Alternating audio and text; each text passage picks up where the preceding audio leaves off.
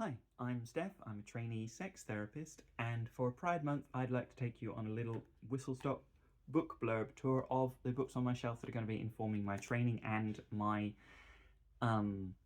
eventual therapy work that are a little outside the box. Not just the standard textbooks that I can quote studies from. And today we are taking our first look at books by someone who, well, they were published originally under her name Violet Firth, but she eventually became quite famous in certain circles under her pen name Dion Fortune. These are two of her early works, very early works. She became active in the years between the two world wars, and with Machinery of the Mind and The Esoteric Philosophy of Love and Marriage. She was a sort of Christian-ish, sort of scientist-ish, interested in the psychology of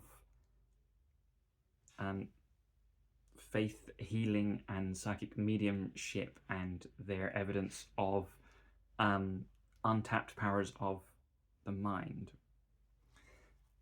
More of her to come later on through this little series when her ideas were more developed and her work was more developed, but for starters, these two seemed like the first two of hers. Being a big fan of hers, though not agreeing with her on everything, because her work is 100 years old and is quite dated, but was ahead of its time, and I like things that, even though they're dated now, were ahead of its time then. If you like that sort of thing, then check her out, Dion Fortune. And if you are the kind of client that I would like to specialise in helping once I'm fully trained, then I would love for you to get in touch. I would love, especially for Pride Month and onwards, to hear from queer people, members of the LGBTQI, who still feel themselves held back by an old past religious repression.